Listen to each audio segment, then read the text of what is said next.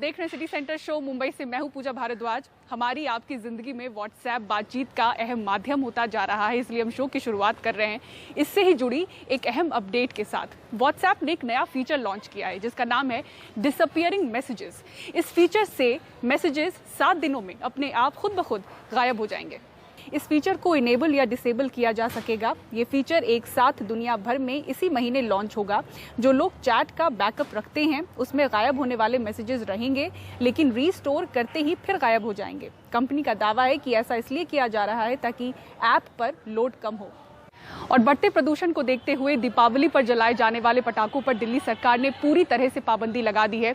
7 नवंबर से 30 नवंबर तक ये पाबंदी जारी रहेगी। इस दौरान दिल्ली में ग्रीन पटाखे भी नहीं जलाए जा सकते हैं और किसी ने अगर जलाए तो उसके खिलाफ सख्त निर्देश जारी किए गए हैं। मोहब्बत की निशानी आगरा का सफेद ताजमहल प्रदूषण के धुएं में धुंधला नजर आ रहा है। दिल्ली का इंडिया गेट भी 50 मीटर दूर से नहीं दिख रहा। दिल्ली प्रदूषण की वजह से गैस चेंबर बन चुकी है। दरअसल पूरे उत्तर भारत में प्रदूषण जबरदस्त कहर बरपा रहा है।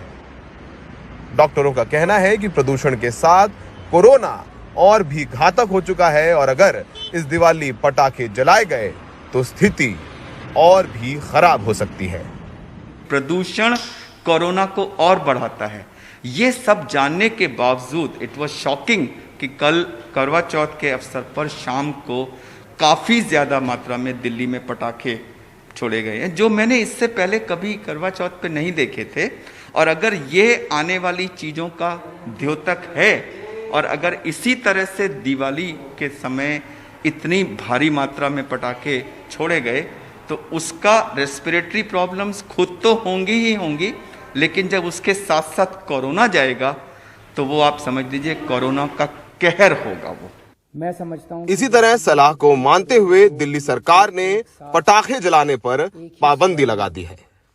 इस बार भी हम लोग सब लोग मिलके दिवाली मनाएंगे, पटाखे नहीं जलाएंगे। किसी भी हालत में अपने को पटाखे नहीं जलाने। दिवाली वाले दिन 14 तारीख को 7:39 से हम दिल्ली के सारे लोग एक साथ, दिल्ली के 2 करोड़ लोग मिलके लक्ष्मी पूजन करेंगे।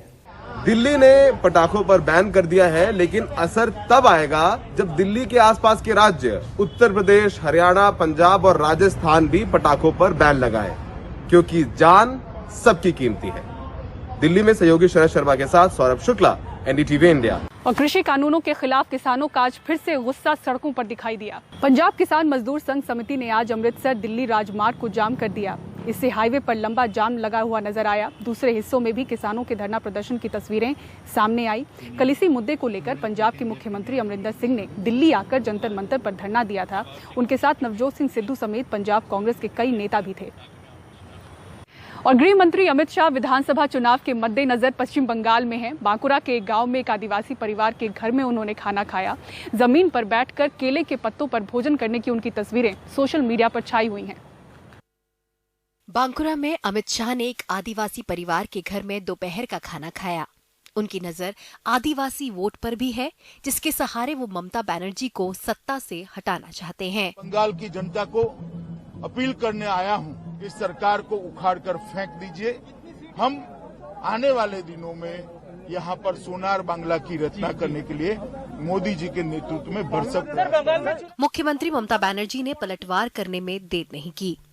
उठा के फेंक दो और অর্থটা কি এটুকু আমি বুঝতে পারি। পাল্টাটা যদি আমি বলি উঠা के फेंक दो তো সেটা কি হবে? ভালো হবে? লক্ষণের ডন্ডি রেখা যেন কেউ পরস্পর আমরা যেন অতিক্রম না করি। अगले साल होने वाले विधानसभा चुनावों की कवायद शुरू हो गई है। अमित शाह ने अपनी रणनीति की तरफ इशारा करते हुए ममता बनर्जी को गरीब विरोधी बताया। भारत सरकार की 80 से ज्यादा योजनाएं जो गरीब लोगों के लिए हैं, उसको ममता सरकार रोक कर बैठी है। तृणमूल कांग्रेस ने एक ट्वीट में बीजेपी को बंगाल विरोधी करार दिया। पार्टी के नेताओं ने दावा किया कि अमित शाह अपनी पार्टी के झगड़े सुलझाने के लिए आए थे। The BJP is a house divided in Bengal, so maybe Amit Shah's visit will work towards keeping the BJP together. Bihar में इलेक्शन अब तक चल रहा है, खत्म ही नहीं हुआ और अमित शाह आ पहुंचे बंगाल। 2019 के 18 लोकसभा सीट से उम्मीद बढ़ गई है जरूर कि 2021 में शायद मेजॉरिटी मिल जाए। वैसे बीजेपी जानती है बंगाल से ममता बनर्जी को हटाना बहुत ही मुश्किल है। शायद इसीलिए जल्दी जल्दी कैंपेन की शुरुआत। जीडी शंकर के साथ मोनिका बनर्जी, एनडीटीवी इंडिया। उत्तर प्रदेश के मुख्यमंत्री योगी आदित्यनाथ ने हाल में ही लव जिहाद पर बयान दिया था और अब कर्नाटक के मुख्यमंत्री येदियुरप्पा भी लव जिहाद को खत्म करने जैसी बातें कर रहे हैं। माया शर्मा की ये रिपोर्ट देखिए। उत्तर प्रदेश, हरियाणा और मध्य प्रदेश के बाद एक और बीजेपी शासित राज्य ने लव जिहाद का मुद्दा उठाया है। कर्नाटक के मुख्यमंत्री बीएस येदियुरप्पा ने वादा किया है कि वो लव जिहाद को खत्म करके ही रहेंगे। लव जिहाद से जुड़े धर्म परिवर्तन की कई खबरें हमने अखबारों और चैनलों पर देखी हैं। मैंने इस बारे में अफसरों से बात की है। मुझे बाकी राज्यों का नहीं पता, लेकिन कर्नाटक में हम इसे खत्म करने वाले हैं। लड़कियों को पैसे या दूसरे लालच देने के मामले को हम गंभीरता से ले रहे हैं। येदियुरप्पा पहले बीजेपी के मुख्यमंत्री नहीं हैं, जिन्होंने ये मामला उठाया है। इसकी शुरुआत उत्तर प्रदेश के मुख्यमंत्री के इस बयान से हुई। जो लोग बहन बेटियों की इज्जत के साथ खिलवाड़ करते हैं, उनको पहले से मेरी चेतावनी, अगर वे सुधरे नहीं तो राम नाम सत्य है की यात्रा अब निकलने वाली है।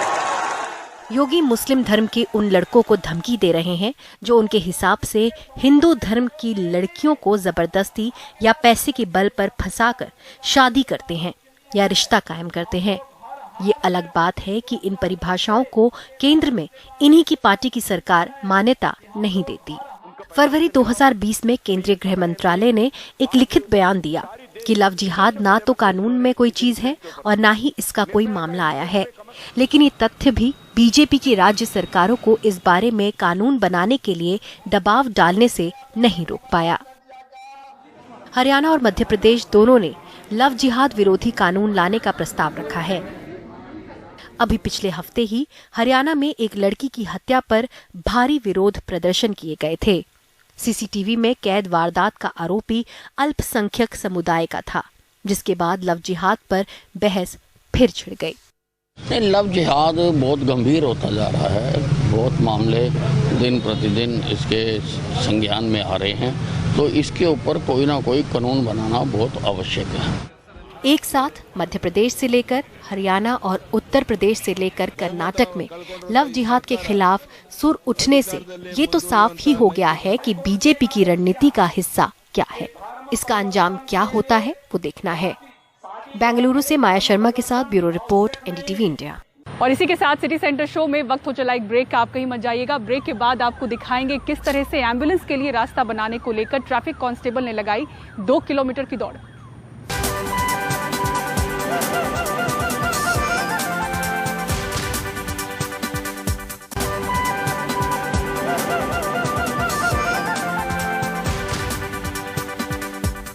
और इंसानियत की मिसाल पेश करती एक तस्वीर आपको हैदराबाद से दिखाते हैं, जहां एक कांस्टेबल ने 2 किलोमीटर दौड़कर ट्रैफिक जाम के बीच एक एम्बुलेंस के लिए रास्ता बनाया। जी बब्जी नाम के इस कांस्टेबल का वीडियो वायरल हो रहा है और हर कोई उनकी तारीफ कर रहा है।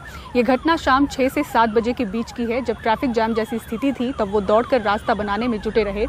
उन्हें ऐसा करते देख कुछ लोगों ने तालियां भी बजाईं। कांस्टेबल का कहना है कि उन्हें संतुष्टि है कि उन्होंने एक अच्छा काम किया। जो वीडियो वायरल हो रहा है उसे एम्बुलेंस के अंदर बैठे एक शख्स ने बनाया है। और इसी के साथ सिटी सेंटर शो में मुझे दीजिए इजाजत। खबरों के लिए देखते रहें एनडीटीवी इंडिया। नमस्कार।